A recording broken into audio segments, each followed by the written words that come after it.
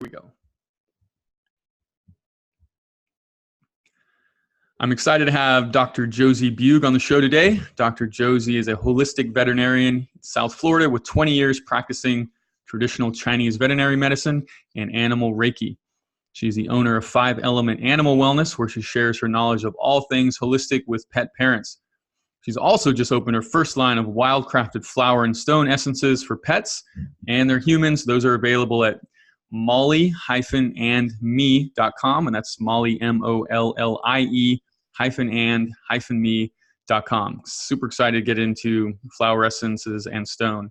And you can learn more about Dr. Josie and her work at drjosies5elements.com, where you can download a free guide, 5 things to do to make your dog happy, and 5 things you can do today to make your dog happy and healthy. She's also on Instagram, where we are, and we'll post all this in our Instagram post as well as on our show notes. She's at Dr. Josie Pet Vet, and that's Dr. Josie, Josie Pet Vet. And of course, we are at Thriving Dog on Instagram. Lots of posts and things going on there, including these show summaries. So, Dr. Josie, welcome to the podcast. Great. Thank you for having me on. I've listened to some of your other episodes, and I really liked them. So. Oh, thanks so much. Yeah. Yeah. So, why don't you take a second to fill in anything I might have missed there, and we'll get right into things. I've had my holistic house call practice here in South Florida for the last 20 years. I kind of branched out into house call work, acupuncture wise, before it was so, as popular as it is today. So, okay. And I do a lot of hospice work as well. So. Got it. Okay. Yeah. So let's start from the beginning. When did your love of animals begin? Probably from the time I was born. I came from a family out west who are cattle ranchers, and we always had multiple dogs and cats running around. My dad got me a horse when I was 6 years old, and I was out playing in the mountains in Colorado and catching frogs and resuscitating trout that he'd caught in the kitchen sink and everything else. Gosh. So yeah, my oldest brother was a veterinarian. He was 19 years older than me. He was a horse vet out in Montana. Okay. So I wanted to grow up and be like him and be a vet. So. And where in Colorado? In the Denver area, and then we had a cabin up near Pikes Peak National Forest. Okay. Well, yeah. My mom's side of the family. So my grandma grew up at the base of Mount Princeton, north of Salida, on a sheep farm. And she rode bareback horses and was queen of the rodeo in Salida way back when. So yes, love that. That's where our horses came from, was the western slope over there. Okay. So yeah, nice. Yeah. And what about your love for dogs? What's your first memory of dogs? I'll tell you, I've spent 8 years of my life working in animal shelters, and my very first job in an animal shelter, a border collie came in, and I fell in love with this border collie, and I didn't know where that was coming from. And I mentioned it to my mom on the phone, and she's like, well, don't you remember Poochie? When you were a baby, I would lay, and she actually brought a picture out. I was laying with my head on the belly of this border collie, and he died when I was like maybe 2 years old or something. But somewhere inside of me, I still had a memory of that dog. So, got it. Yeah. And when did you become a vet? What was the story that led you in that direction? I went to college and was a biology major, and I had decided I was going to go to med school, go to pre-med, and be a medical doctor, human medical doctor. And the pre-med program just turned me off to the whole system. So I took a year off, and I said, what do I really love? What's my passion? And what do I want to spend every single day of the rest of my life doing? And that was doing something with animals. So I went back and got my major in biology. And when I graduated, I worked actually in animal shelters for 8 years. 5 years after I graduated, I decided I'm going to go back to veterinary school because I was working in veterinary clinics and seeing things, learning a lot, seeing things I didn't like, thinking there's got to be a different way to practice medicine than what I was seeing.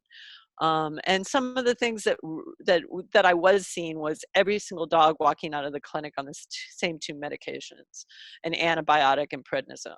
Hmm. And in my biology scientific mind, I'm like, this doesn't seem right that every single one of these dogs could be treated with the same two medications. So I actually was working at a vet clinic, and the vet told me to throw away this box of books out back. And in that box of books, I found Dr. Richard Pitcairn's Initial Natural Healing for Dogs and Cats. Hmm.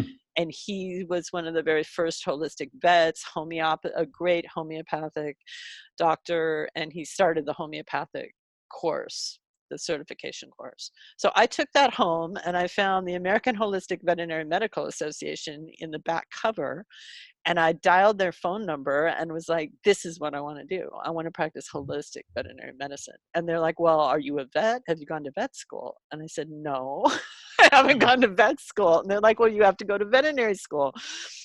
So there was this big giant hurdle in front of me. But it turned out I had moved to Wisconsin, and I had all the prerequisites for vet school except for a statistics class. So I took that at night school, and I applied and got in, and with the idea of practicing integrative medicine. And my very first day of vet school, I walked in, there was this is a story I tell, Hill's Science Diet was there, and they had 10 feet inside the door, and they were handing out free bags of dog and cat food. And at that point in time, I was already feeding my cats raw that I was making in my kitchen out of Dr. Pitcairn's book. And so I declined the Hills Science Diet. I walked up these stairs and went into the lobby of the vet school, and an upperclassman was there, and he had his Doberman, and he was sticking acupuncture needles into his dog. So I was like, oh, this is perfect. So I hooked up with him, and he had started a student chapter of the American Holistic Veterinary Medical Association at the veterinary school. And so he and I hung out, and I took over the club after he graduated. And Wow. yeah, so we brought a lot of amazing speakers in, a lot of what are now people who are on the Council of Elders. I actually organized a holistic conference there 3 years in a row. And this was back in the 90s. It was like 94, 98 through 98. Wow, super interesting. So I know we're going to get into all thing, flower essences and stone essences, but I want to stop here for a second because super interesting in that you are probably one of the few holistic vets that went into vet school already knowing that you wanted to become a holistic vet. Usually it's they're already more indoctrinated into the whole system, right? Which I'm going to get into here, and your thoughts on that. And then they, through their practice, et cetera, they get exposed to more alternative and integrative treatments and go in that direction. So what was that? What am I right in that most of your peers in the class were just going traditional vet and going down later on? Yeah. And later on they got into it. And one of my concerns was because I knew I was already doing holistic stuff for my own care, and I knew what I was going to be faced with in vet school. Okay. And so I knew first off I needed to make really good grades and be really on top of my game because they weren't going to be happy with ideas I was presenting. And there were a couple times, there was probably 4 or 5 times I was worried about that I was going to get kicked out. I asked too many questions. Interesting. I brought in Dr. Michael Fox. This is a funny story. Dr. Michael Fox, he's amazing. He's from England. He wrote one of the first massage books on dogs and cats. He was head of the HSUS, Humane Society of the United States. And I brought him in as a speaker, and he's so well known in the animal community that it ended up being a full house. The dean, the associate dean, everybody cleared their schedules because they wanted to come and hear him speak. And it was the University of Wisconsin in dairy country.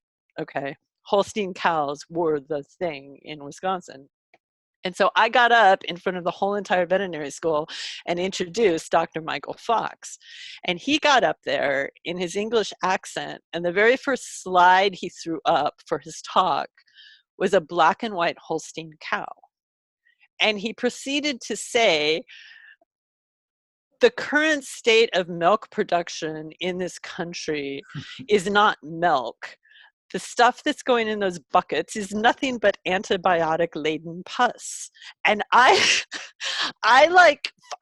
must have like slid down my seat and onto the floor, because the entire dairy, everybody in that room was dairy production, and I'm like, oh great, here goes my entire veterinary career for bringing this guy into this school. Oh my God. But yeah, but I kind of pushed the limits, but I did that was one of the reasons I took Reiki. I got my Reiki certification while I was in school, because I wanted something that I could do to do energetically to help the animals in there, and nobody would really need to know I was even doing it. So how you had to stay under the radar to a degree. I stayed under the radar, and yet I got really good grades. I graduated third in my class. I worked down in the hospital at the ClinPath department. They ended up, the veterinary school hired me when I graduated for 3 months to do their community service practice rotation. Okay. So I was really on top of my game on both ends of the spectrum. Yeah. But, okay, so this is sort of unplanned, but I really want to go yeah. down this rabbit hole, and I'm going to kind of just riff off of this, which is let me kind of gather my thoughts. So first off, the podcast here, we do lean more towards the integrative and complementary approaches. I'm very much like that myself. I have been for a long time with my own care, and so so awesome to see folks like yourself taking the same approach with dogs. And so I always, have the disclaimer of, look, there's a time and a place for both of these treatments, right? I mean, exactly. In general, the Western medicine approach is very mechanical and, super, single cause, single effect. That's just the whole paradigm, and, viewing the body almost like a mechanical system. And hey, if your dog is hit by a car, then there's a place for surgery and mechanically getting the joints set, etc. And then complementary approaches energetically come into play in other scenarios, and or can be used exactly in a complementary fashion. So I just think it would be really helpful for listeners to understand the perspective of someone on the inside of the who has seen the inside workings of the machine to a degree. And I don't mean this in like as if it's a conscious conspiracy. It's just that certain things have been set up that have enabled this modern veterinary and our old general healthcare system to be assembled in a certain way that doesn't necessarily result in the best outcomes. So could you just share? It's a paradigm of what it's built up around. And unfortunately, I see it going down even a more narrow road. But when I was in vet school, there's so much that Western medicine and science can provide for us. I mean, what it has done is gone for a reductionist view. So if you study, you need to know how the organs work, how the cells in those organs work, how the chemical processes within those cells work. But then the treatment process is where it can diverge into different things. So, I always think of half of my brain is working on that Western scientific view.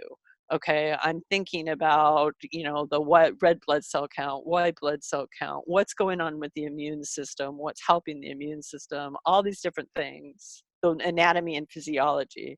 And then on the other side, what I love about Chinese medicine is they did a more top-down approach. And that's where my flower essences come in as well. So you have the physical level, and then you have the more energetic levels, which can be, and then from the energy level, where in Chinese medicine, they talk about energy running through meridians and qi and the energy of the organs. Then you go up into an emotional level. We all know our emotions affect our physical well-being.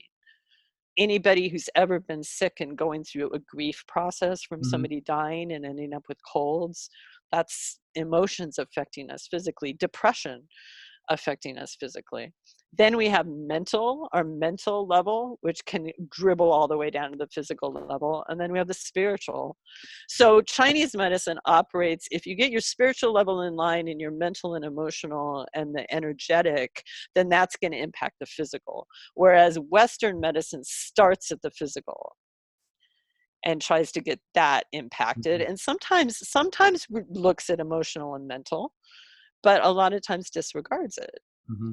You know, so those are kind of the things where Right. they can meld together. Like I have a really good case. I have a case where there was a bull terrier that came to me that was on massive doses of immunosuppressants for allergies, was on an allergy diet that consisted of, I'll just mention it, it was Royal Canin's ultra immune allergy diet, which essentially the two main ingredients in it are sawdust and chicken feathers. And I'm not kidding you on this. You can go to the website and check it out. And then the dog tore its ACL in its knee. Mm. So went in for a TPLO surgery to get the ACL repaired, where they put a metal plate in the knee and repair it. Well, the dog crashed after the surgery. The bone ended up being a non-healing fracture where they did the surgery to try to repair the ligament. And all these, had lung problems, had heart problems. And then they called me in. Well, the dogs, from an energy perspective, the chi level, the life force in that dog was wiped out. Number one, because it wasn't receiving the nutrition it needed. So it didn't have any building blocks to repair from the surgery. Number two, its immune system had been completely shut down after 2 years of Atopica and Apoquel. Mm. Okay, for the allergies. So the dog didn't have an immune system, so the body was not communicating on how to repair everything. The x-rays showed a 1-inch gap where they cut the leg to repair the ligament surgery. 1 inch between where the bone was non-healing. So what I did is I said, we've got to get energy into this dog. We got to get some nutrients into the dog. And I did acupuncture and laser therapy. I put the dog on Chinese herbs to help the bone heal back up, and an herbal anti-inflammatory, and just chi tonics, herbs that have been used for 3,000 to 5,000 years that will build up the energy, waken up the immune system again, and get things moving, get things going, bring some life back into that dog. The dog is now off of all drugs. Within 4 months, the non-healing fracture that they were afraid they were going to have to amputate the leg is now healed up. Wow. The allergies are better. The dog is going down to the dog park in Coconut Grove and playing every day. So it went from, and they had an oxygen concentrator. When I first saw that dog, they were sleeping with arms around the dog because the dog would stop breathing in the middle of the night. Jeez. So that's a really extreme example, but it's because I wouldn't have been able to do everything I did if I didn't know the Western side of it. And I didn't know what a TPLO surgery was, what those drugs did to the body, and how to bring that dog back from it all. And what about the diet of the dog? How did you change that? We had the dog on a fresh food diet. They didn't want to go directly to raw. We're getting that direction though. What I do with diet is I start people off where they are and I have them read the ingredient label. And I have them imagine putting those ingredients into a big mixing bowl. And then I said, eat that for breakfast, lunch, and dinner and tell me how you're going to feel. And the ingredients are literally powdered chicken feathers, cellulose, which is sawdust, pork lard, and water. How do you think you're going to feel after like a week of eating that? So how did chicken feathers show up? Because of chicken meal or chicken byproduct? It shows up as a hydrolyzed chicken byproduct aggregate. Wow. Wow. So that's quote even one. unquote. I mean, chicken byproduct is Is bad. one thing. That's But bad. they're calling this aggregate. And I I, was like, I had to go look it up. It's on their website. I was like, what is an aggregate? You know? and so Yeah. what does that mean? Someone sees that on a label. When you go look it up on their website, they had to put on there powdered chicken feathers. So, Wow. I mean, yeah, so it's just questioning. It's like if you don't recognize an ingredient, it's like Right. most human nutritionists, right? If you can't recognize an ingredient on a label, then maybe you shouldn't be eating it, you know? So That's this really is a really cool place to give something actionable to listeners. And so let's say someone goes to the store, they pick up a bag uh-huh. of kibble, Uh-huh. and what should they look for on that bag to see if this is something I should be giving my dog, or at least to be informed of it? I mean, they have to list, this is a huge topic. They have to list the ingredients by the first one is like the largest percentage of what's in there. Right. So the So ingredient splitting. exactly. So at least if you see like turkey or beef, you know there's at least some kind of real meat in there. Now, the quality of that meat is a whole nother topic. Okay. And I have a great blog post on my website called Slaughterhouse. And when I was in veterinary school, I went to a downer cow slaughterhouse plant because I wanted to know where beef on a What food label qualifies came as from. beef? What qualifies as beef? And you can go there and read that. So, but at least if you're getting that one word without byproduct by it, you might be getting at least some meat in there. Now they add, you usually end up with like wheat, corn, corn gluten, cornmeal. All of that corn and all of that wheat is all GMO and it's probably coated in glyphosate. So that's another thing you have to realize. Now there are lawsuits happening right now linking glyphosate to lymphoma. We know lymphoma rates in dogs are sky high. We know lymphoma rates in Goldens are ridiculous. I'm treating 3 lymphoma dogs right now. So any wheat, corn, gluten, soy, um, legumes, it's the owl foods, oats, Peas. wheat, legumes, yeah, peas are just loaded with glyphosate. Mm, Okay. So yeah. then when you get down there, they might add some other ingredients in there, but then you get to the very end, which is this big long list of vitamins and minerals. Now, that big long list of vitamins and minerals is because the food sources that they initially put on that list are put through a rendering in kibble. They're rendered at these high temperatures, which actually denatures the protein in there, denatures probably any taurine or anything else, and denatures any um, food ingredients so that the body doesn't even recognize them as food. So Mm, that's why after they go through rendering, they have to dump all the vitamins and minerals back in there. Now, the problem with the vitamins and minerals is they're coming from these vitamin mineral premixes. And I just had a case recently, locally, of a dog that I diagnosed with the vitamin D toxicosis. mm. And the reason that happens is these vitamin mineral premixes come from these companies. And so they're like on this conveyor belt and they're like, okay, here's some vitamin D, here's some vitamin A, here's some vitamin C, and they plop it in the barrel as the barrel goes down the conveyor belt. Then that goes off to the pet food manufacturer and they dump it in with this rendered protein wheat and corn mix and mix it all up and then extrude it out as kibble. But you don't know if those vitamins are mixed thoroughly and evenly in the food. And what happened with this dog, it wasn't, he got a massive dose of vitamin D, and luckily we caught it. He hasn't died yet. Hopefully he won't die because there's no Wow. way to really treat that except to let it flush out of the body. Wow. So Hills had a big issue with that Hill Science diet. They had about 5,000 dogs die within the last year because of their vitamin mineral premix.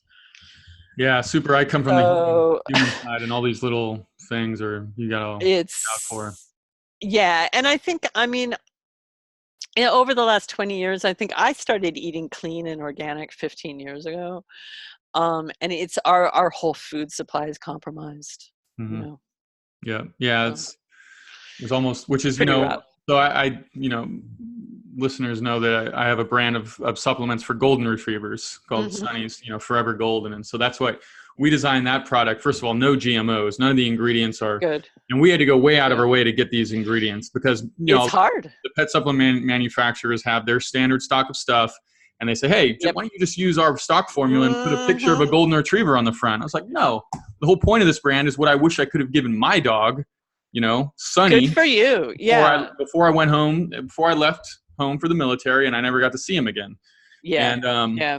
and But so, you really have to fight for it, and you have to do a lot of research. yeah, luckily we have, we know the top suppliers in the space from our time on the human side. So we're using Olympian athlete grade materials that are awesome. in the Sunny's product, whether it's, BCM 95 curcumin or sensoril, Uganda, organic reishi that's standardized to beta glucan, not polysaccharide. Yeah. Yeah. So those sorts of things. And we don't have any synthetic vitamins in there. Not that, we wouldn't in the right case. But anyways, man, we could go down this rabbit hole for a while. But another thing that customers need to look for on dog food labels is the guaranteed analysis section, because to me, the carbohydrate content is a big thing to look out for, right? But it's not on the label. You have to calculate it. And to this day, I would need to go and I need to look up the calculation myself, just because I don't do it all the time. Right. Well, it's basically, basically it's the first 4 ingredients that are there, the percentages. Track those from 100%. It's protein, crude fiber, fat, and moisture. Yeah. And then maybe another 5% for ash is what I've heard. So subtract that from 100, and most of these kibbles are like 40% carbohydrate, right? It's just like... And they have to be that in order to get that kibble texture and be extruded, which is what people don't understand. And I'm at the point in my practice, I used to say, okay, if your dog's on kibble, let's at least get them on a better kibble. I put to sleep a little 13-year-old Yorkie 2 days ago. And I saw that dog 13 years ago when it was a puppy. And the owner moved out of town and came back. But that little dog's whole entire body was riddled with inflammation. So I'm talking arthritis, inflammation in the heart, myocarditis, inflammation in the pancreas, pancreatitis, inflammation of the digestive system, colitis, IBD. And I know it was from the kibble the dog was eating, and it was horrible. It's horrible to see. So I'm at the point in my life and in my practice and what I've seen that when people are feeding kibble, I have to honestly tell them, you are killing your dog, whether you want to believe so or not. I would rather see them feeding, I don't know, like rotisserie chicken and a vegetable with their own vitamin premix added to it. You'd be, honestly, it may not be perfectly balanced, but I think you'd be less harmful than what you're getting in that bag of kibble. Yeah. Wow. Yeah, we could easily title this episode all about what to watch out for in dog food. But and some of the listeners might be, wait, I tuned in to listen to about flower essences. And we got this whole thing, but hey, this is important stuff, and it's really cool to cover in this level of detail and hear from someone who, like yourself, is a vet and has seen hundreds of cases and work with dogs. So, wow. Well, I'm glad we went down that rabbit hole, and let's go down into one that is super interesting and get in the energetic healing space and all into your flower and stone essences. So I'm just going to let you give an introduction to that. How can I even say this? Back in February, I went through some major changes in my life and partnership issues and things like that. And I have a dog that I adopted. She came out of Miami-Dade Animal Control. Her name's Mollie. And I wasn't looking for a dog. I was actually looking for a dog for my roommate's dog, who died very suddenly from hemangiosarcoma. Was fine, and then 15 minutes later was dead on the floor. Wow. So I saw Mollie's picture in a Starbucks on a Free to Good Home ad, and it looked like the baby picture of my roommate's dog who had just passed. So I called them up, and they brought the dog over to the house. And when the girl opened the door. Mollie came and ran over and sat and healed by my side. And everybody there was like, you've got yourself a dog, whether I wanted a dog. So I decided, because I was going through a really rough patch personally, I was taking her out and walking her and just going on these really, I was trying to find any little patch of woods I could in South Florida and Yeah. just getting out and walking her. And she started showing me all these amazing flowers. Huh. And it was like flowers started popping into my path left and right. And down here, we live in the tropics anyway, so there were ginger and plumeria, and the mango tree was blooming, and there were bird of paradise and all these amazing blooms. And it was like they were coming alive, reminding me about flower essences, which I've used off and on in my practice for 20 years. And if you look back, flower essences have been used probably since humankind evolved alongside flowering plants. Back in the Middle Ages, there were dew gatherers, and they would go gather the dew off and use those medicinally, homeopathically. And back in the 1930s, Dr. Edward Bach developed the original Bach flower essences. And Mm. you see them in Whole Foods, the Rescue Remedy candies that are at the checkout Yeah. counter. Yep. Those are all flower essences. Rescue Remedy is a common one that a lot of dog and cat people know. And they've kind of gone out of favor recently. And I realized a lot of people in the holistic community, they were like, flower essences, what are those? And I'm like, you don't know about flower essences. So I started making my own flower essences, Hmm. and I've literally been guided by the flowers themselves. And it's been a real process of, I do it the original way that Dr. Edward Bach did, where I go out and I'll find a bloom at the peak of its bloom. I put it in a bowl of fresh spring water out in the sun, and then I sit and meditate with the plant Hmm. and see what comes up and allow the plant to show me what it can help heal. And I have to say, in some ways, it's healed me. I've been taking them for the last 6 months, and it's done a lot for my own healing process. And I also, at the same time, this is kind of multi-leveled. I was taking a Taoist stone medicine course. My teacher's Sarah Thomas. She's up in North Carolina, and she studied with a 13th generation Taoist priest. Hmm. And he, over the past few years, has finally brought out the stone medicine lineage, which is part of traditional Chinese medicine, but it was how the early Taoists used stones. So we're talking about quartz, we're talking about all the semi-precious gemstones. So I was in a 9-week class with her, and I think that's when I came out of that class, that's when this whole flower thing started happening. And they really started asking to be combined with the stones. And there's teachings on the stone medicine where it actually goes deep down into the genetic level Hmm. and the DNA level. Hmm. Stones, a lot of indigenous cultures talk about the rocks as being our grandfathers. Hmm. And they're beings unto themselves. They have their own consciousness level, but they've been around for so long, and they're so ancient, and they move so slow. But the Taoists saw that as a way, it's just like our DNA, to get down into those really deep-seated issues Hmm. in our genetics and to shift that. So it's been a really interesting journey. And I just I'm coming out with 5-element blends. The 5-element theory is part of traditional Chinese medicine, and I have a quiz on my website so people can go and find out what element their dog is. It's kind of like a constitutional type. But the elements also, and I'm going to be writing more about this, the elements also stand for each season of the year.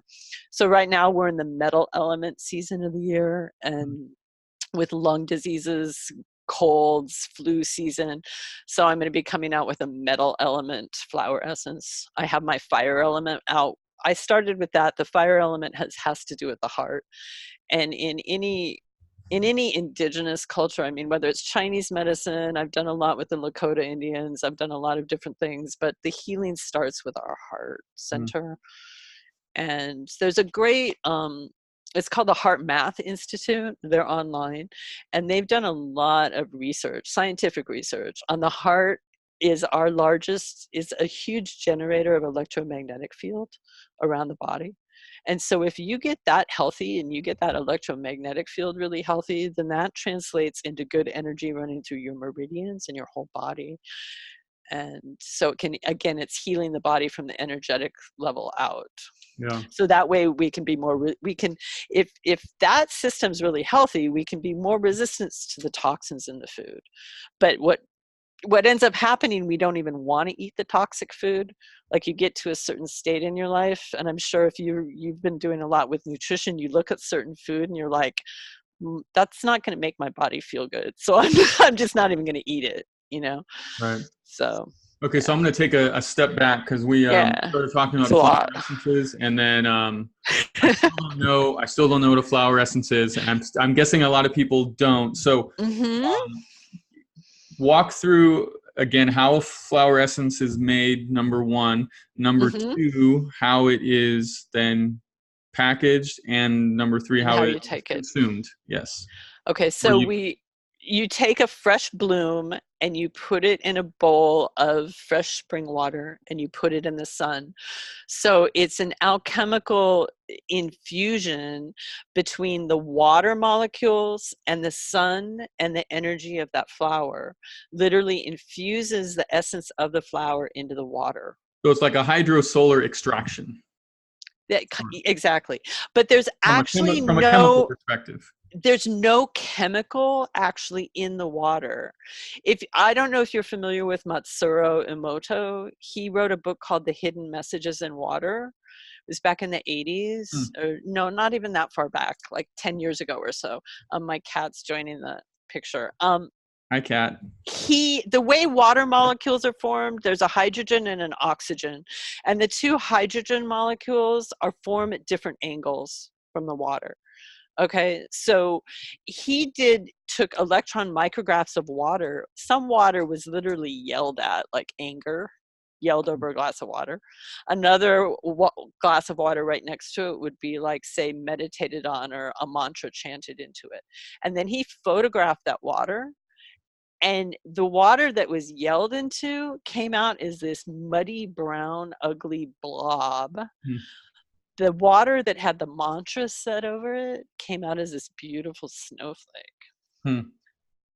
So he literally, from an electron microscope, we're talking about the atomic level, how the water can change. So the water records the essence of the flower in there. And this is the same way that homeopathy works as well.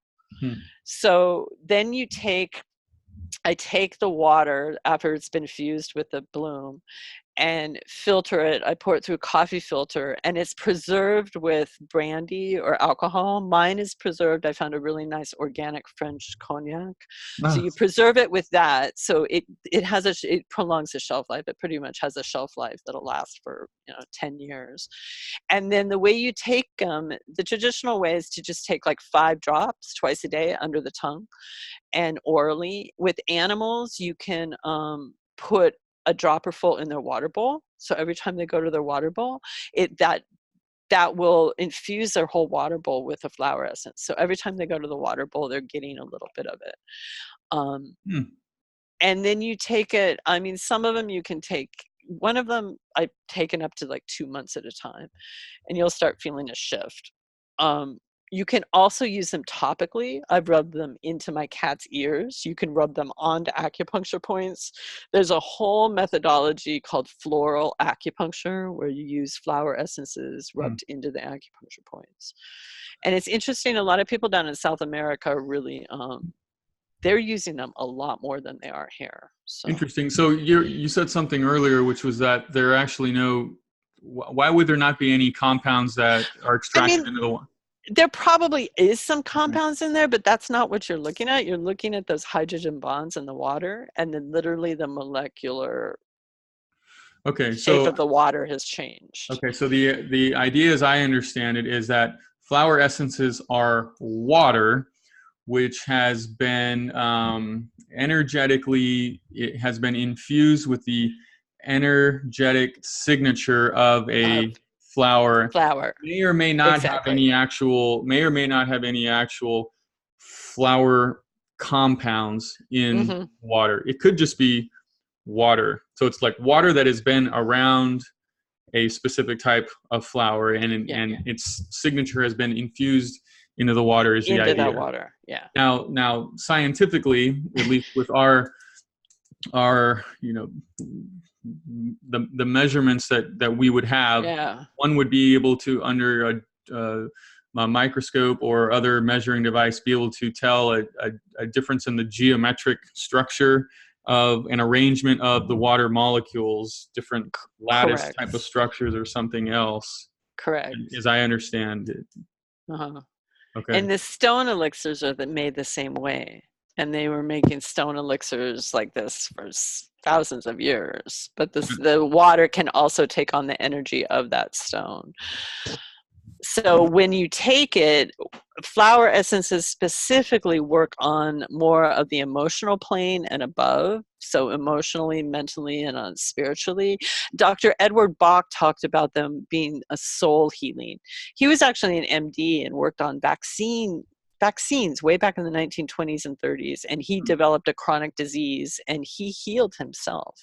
He went out into the country and he said, there has to be medicine that I can find out here that will help me heal. And that's where he went back to the flowers. And it was just like, I was in a really bad, just emotional, mental place myself, and the flowers just popped up, and they're like, wow. What they do is what I feel that they do is, almost every flower that I talk to, there's a message of love coming from that flower, of loving yourself, having more joy in your life, really looking at life around you and realizing how amazing it is to be human beings or animals in this body, on this planet, surrounded by all the abundance and life we have. Mm. And that's kind of an underlying message from all of them, and they reflect certain archetypes back to you of just of being in this really abundant, joyful, loving, open-hearted space. Well, very interesting. And so stone elixir is the same sort of process happens where the stone is placed in the water. Mm-hmm. Now, some stones have different heavy metals associated with them. So then you can do an indirect elixir, like they make quartz test tubes where I'll put the stone down inside the quartz test tube and then put that in the water. So the water so any heavy metals that are in the stone aren't leaching into the water. Interesting. So you have to know which stone you're using. Okay. And so this is going to get people laughing. Is when you make your own flower essences, you Mm-hmm. basically meditate to and or are giving intentions into the water, as I understand it. Mm-hmm. What happens if a flower essence has not been meditated to? Or what happens if it has been meditated? What is your experience with that, or your philosophy? I mean, I think I've done I've done a lot of different spiritual practices. I've actually practiced Tibetan Buddhism for about 19 years, and I've hung out with a lot of Indians on reservations out in the West, and all of my teachers, and most of them are probably the most humble people you will ever meet. They're the guys standing in the back corner that aren't saying a word to anybody else, and all of them have always told me, it's your intention that Mhm. matters. I mean, I sat in front of a high lama, a Rinpoche, a Buddhist, and in Buddhists, everybody's like, oh, they don't kill anything.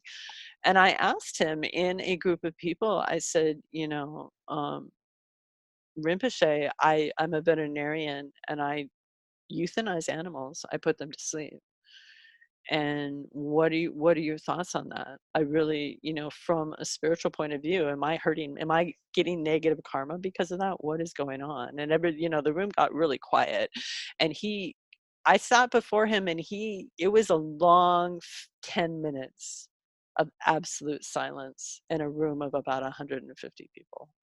And I felt him look through me, in me, and around me like I was naked.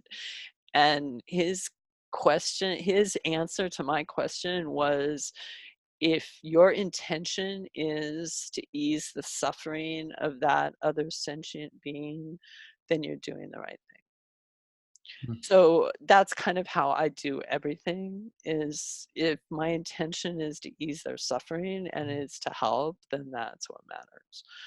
So if I can put the intention when I'm making these flower essences that it's going to open their hearts, it's going to make a better connection between, heal the connection between that person and the animal, and then, then I've done what I need to be doing. There's our animals over the years, these animals, these four-footed creatures, they mean so much to us, and they're doing so much healing on humans right Mhm. now. I can't tell you the cases. I've gone into people, and they might be sitting in a room with 10 or 12 family members around them, but what matters to them is that dog Mhm. sitting on their lap. And that dog is what helps them get out of bed every morning Mhm. and go on with their life, you know. Yeah. And I think we've all had those kind of animals in our life if you're listening to this podcast. Yeah, And for sure. so the other intention behind these flower essences is to give them back some support for carrying that burden. And that was part of it when I was at the ADMA conference in September in the Council of Elders. It came up. It was like, we see these animals carrying these burdens for their people, and they're doing it out of their love, pure unconditional love, and it's not a burden for them, but we can support them in that. And that's really what the flower and stone essences are about, to Got it. help them transmute that, you know. I'm gonna turn my light on real quick here. Yeah, Getting dark outside. So yeah, it's getting dark. now into your flower essences, you're actually selling these. Do I have that correct? Uh-huh. And Mm-hmm. how so you're preparing them in the method that you shared earlier? Mm-hmm. And then how are they packaged? How does someone buy these? They're bottled in 1 ounce dropper bottles, and I make the mother, when you get a mother tincture from the flower, when I filter it and put the alcohol in it, and then I dilute that down into what's called a stock bottle. And so when you buy the stock bottle, you can use it. You can take it straight out of the stock bottle. It does have alcohol in it, which the dogs and cats don't like. So I bottle it in a little kit that comes with a second bottle, so you can dilute it down. Now, Mm, just like homeopathy, and this goes against Western science, but like homeopathy, the more you dilute it, actually, the stronger it gets. interesting. So I sell it with a dilution bottle, so you can dilute it, so you can give it orally, you can rub it into their acupuncture points, you can use it as a spray mist, so you can spray down dog crates with it, you can spray rooms with it. Like if your dog's anxious to ride in the car or go on a long trip, you can mist it around your car just to clean the environment of the car and make it more Mm, soothing for them. And so it comes with instructions. I'm going to have a lot more. I have a lot already on my website, but I'm going to have a lot more on my website. So it describes every essence that's in there. It's usually anywhere from 2 to 3 flowers and 2 to 3 stones in the blends. And then I'm also going to sell the individual essences as well if people want to work with those. They're more direct and a little bit more intense, but there's full descriptions of the different emotional things that they can help with on my website. And this is on the Mollie and So Me website? yeah, on the Mollie and Me. Okay. Yeah, And Mollie was the dog yeah. you mentioned earlier. Mollie's my dog. Yeah, A flower Mollie's my hunter. dog. She is. She's part husky, so you can go on. You can go on my Instagram site and see her like trophies from her hunting. Right. But yeah, yeah. And again, that's She's mollie-and-me.com. Mollie, Mollie. IE. Yeah. Correct. Correct. Wow, super Yeah. interesting. Man, I feel like we could go down other. So, Yeah. what's a situation where someone might come to you and you might not prescribe isn't the right word, but um, recommend or Yeah. suggest the flower essences, and maybe walk through a case study of, let's say there's a dog that joints are a big issue. So let's say there's a golden retriever who has got some, getting up a little bit more slowly, not Mhm. jumping up on the bed anymore, Mhm. not fully in pain, but just looks a little bit uncomfortable, maybe 8 or 9 years old. What might you suggest for a situation like that, and why? given the framework and the type of flowers you have, etc.? In terms of the flower essences, I mean, the first essence that I have for sale, it's up there right now, is called the Fire Elixir, and it's for the heart. And the reason I put that up there first is I think every journey of healing really begins in the heart. So when we have stuff that's left unprocessed there, if you deal with the heart, and in Chinese medicine, the heart is the emperor of the body. And if the emperor is good and healthy, the rest of the kingdom can function. Okay. So if you give this to my fire elixir, it's going to bring some joy back to that animal. It's going to bring some will to live back to that animal. It has garnet in there, which is a really good blood nourisher. So it nourishes the blood and tonifies the blood. It has ruby in there, which is a very powerful. Ruby was, every king had a ruby. Every kingdom, Genghis Khan, I think there's some story of him like selling, I don't know how much money to get this ruby to strengthen his kingdom. So that's going to strengthen the whole body, and it's going to get the blood flowing. It also has plumeria, which is a real, I got a message from plumeria that it was like, it's time to be a kid again. It's like time for that inner puppy and inner kitten to come out and play again. So for an older dog, it might just light them up. Now for the joints specifically, the joints are ruled by the kidney and the water element. And I'm going to be coming out with a water element elixir as well. So that's going to go down a little bit deeper in the body and tonify the kidney, what we call the kidney jing in Chinese medicine. It's the life force that we inherited from our parents, and it lives in the bone marrow of the bone. So if you can nourish that, that's going to strengthen those bones a lot. Wow. Now, So those are two examples. We're getting, pretty far on the spectrum of, traditional approaches, even beyond supplementation, right? We're getting into the energetic thing.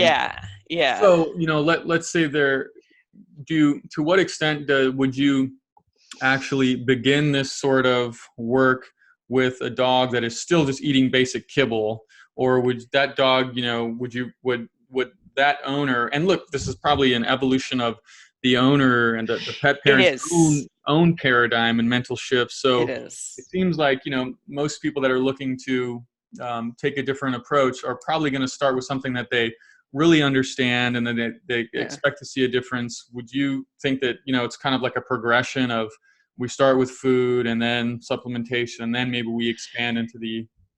What I do is I start with, if I come across somebody, I'll find out what they're eating. And if they're eating kibble, I'll be like, because every dog owner, when they're really being honest with themselves and they're really being honest, they'll be like, yeah, I'm cooking a steak, and that dog gets a couple bites of that steak, right?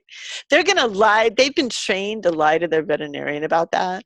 So I tell them, I'm like, those extra few green beans on your plate and that extra piece of broccoli you don't want to eat and some of those steak trimmings, why don't you just mix that in with kibble? Okay. That's a real simple, easy, and that's part of the PDF. People are already doing that, right? People are already doing that. So you're just encouraging them to do it more, which is going to crowd out some of the kibble. And then they're going to start seeing, when you feed a kibble eater one meal of good fresh food, you see a change in that dog. I guarantee it.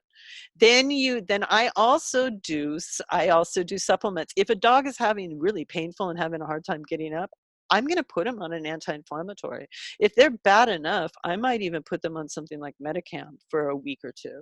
Then I'm going to add an herbal anti-inflammatory to that, like a Boswellia complex. I have a Boswellia celery root turmeric complex I use. It's awesome.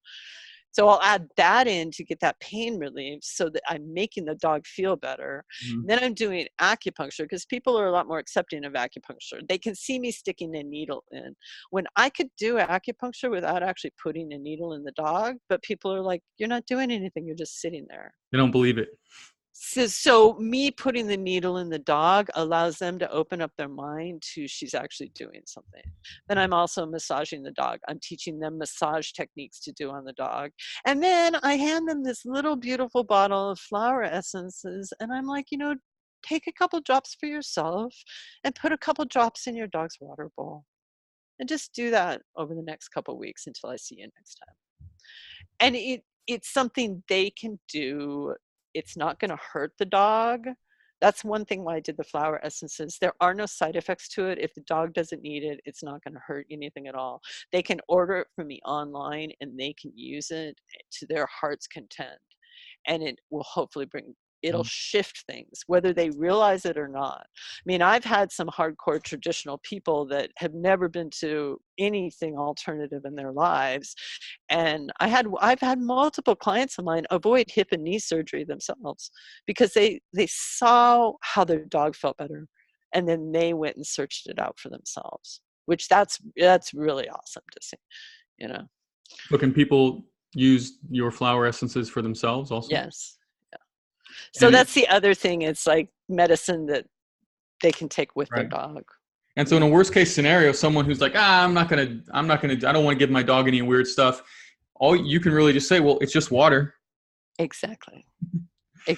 So it's kind of you can be sneaky with it, right. But I can say for myself, I've used the elixirs. I take every single one. I've given it to my animals. And there are things that have happened in my life over the last 6 months where I'm like, wait a minute, something's different. There's different things showing up on my screen in front of me.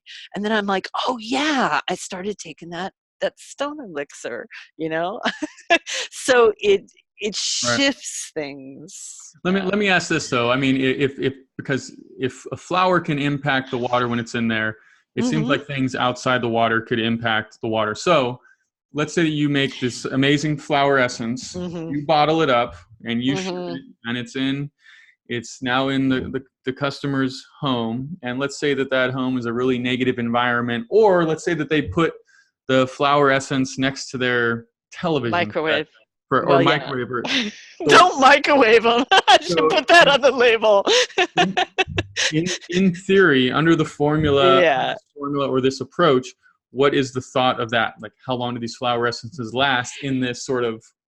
Well, I mean, if it's strong enough, yeah. If you throw it in the microwave, microwaves kill off anything. They really do. And you can look up pictures of things that have been microwaved and what they look like afterwards. But part of the theory is that the alcohol content, because alcohol binds with the water, that it kind of maintains that structure. Okay, so it's insulated from outside effects to a degree. To a degree, yeah. Now, what if I just got the flower essence, I put it on my table, and I just started yelling at it with a really angry intention? Well, yeah, then that might negate it. That might negate it. Right, okay. Think about it. Well, if you were that bottle, and if that bottle sit there and have somebody sit there and yell at you, how would it make you? Yeah. Well, I'm saying this kind of in a joking way and kind of being like the devil's advocate and the skeptic, but I'm doing it because it's there is enough scientific evidence out there that consciousness and the intention that you bring to something impacts things that you might not normally expect. And so, we get a little bit woo-woo on this podcast. And look, I'm an engineer. I was in the military. I was a nuclear engineer, and I'm not going to hold back from that, because not only do I believe it and have I noticed it in my life, it's not even a matter of belief. There are plenty of scientific evidence out there to suggest that things are, the world we live in is far more than just what we can, see, touch, smell, and hear. And the science hasn't been exact as F equals ma, and what the gravitational constant is, for example. But there is a whole other energetic world out there. Yeah. And sometimes it's funny you say that, because I find that sometimes the more hardcore scientists end up coming around full circle. It's like Greg Broad and who was it? Bruce Lipton found centromeres inside the cell. They're a little organelle inside every cell, and in the center of that centromere is a piece of silica. what is quartz crystal? Silica. Hmm. And the little nine little things around that quartz crystal spin at different vibrations depending upon the intention put on that cell. And then the rate of spin of those 9 little segments of that centromere determines what genes are read off from the messenger RNA in the nucleus of the cell. Hmm.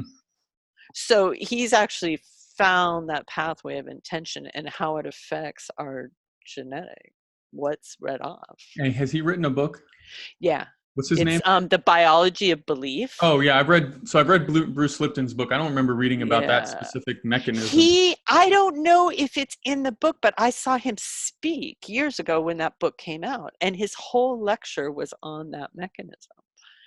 And that's funny because I saw him talk about it directly, and maybe he never put it, because it's out there. Is that talk that he gave online anywhere, or have you seen him I give similar don't talks? know. It was at a body talk conference in Sarasota, Florida, in Okay, probably 2001 or 2. interesting. Yeah, it was a while ago. Yeah. Yeah, but Wow. again, it's like the homeopathy. The homeopathy can be negated. That's why they say you're not supposed to drink mint. You're not supposed to drink coffee after you take a homeopathic remedy. There's all these rules with taking it. Now, I think the flower essences are a little more forgiving for some reason, and I know other people. There's a great woman, Katie Hess, has a flower essence company, Lotus Way. I'm gonna be on her podcast pretty soon as well. But there's, I don't know, the flowers are they're special creatures. There's something really Yeah, special about them. So very cool. yeah. Well, uh, go ahead. No, Oh, yeah. so I think we've covered a lot and gotten all into Yeah. the flower essences here, and so yeah. Anything else you'd like to share with our listeners before we wind things down here?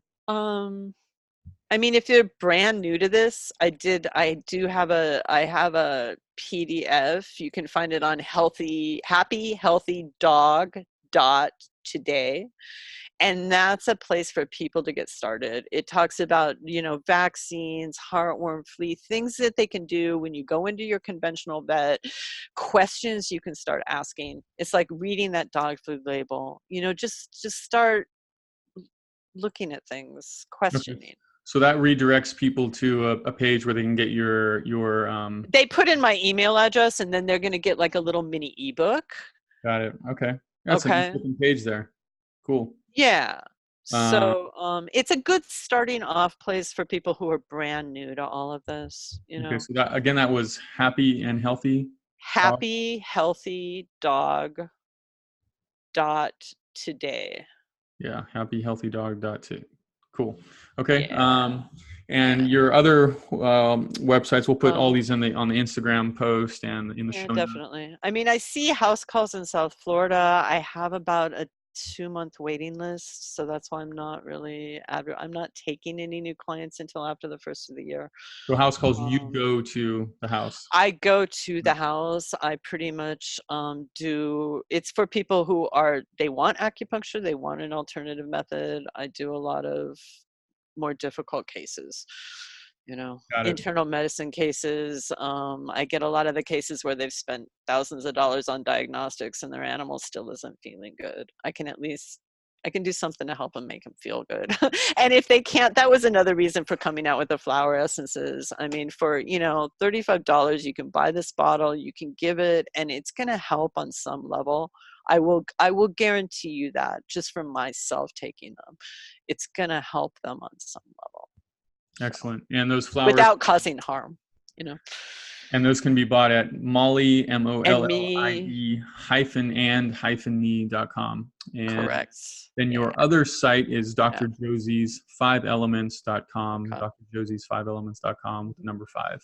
Mhm. So Yeah, and I have some articles in Dogs Naturally magazine. I'm going to be on their webinar this spring, and great. And you're on Instagram also, correct? yeah, and I'm on Instagram. Yeah, you At can Doc, follow me on Instagram. So at Dr. Josie Pet Vet. So follow us on Instagram at Thriving Yeah. Dog, and you'll get all this Awesome. info on our Instagram page, all about Dr. Josie Beug. So Okay. okay, Great. well, Thank thank, you. thanks so much, Dr. Josie. This was Yeah, it's been awesome, awesome. and man, I think there's so much here we could have to Yeah. do at some point. Yeah, definitely. Definitely. When you need somebody else, just give me a call up and we'll talk some more. Deal. Okay. Okay, Thank thanks you. so Have much. a good night. You too.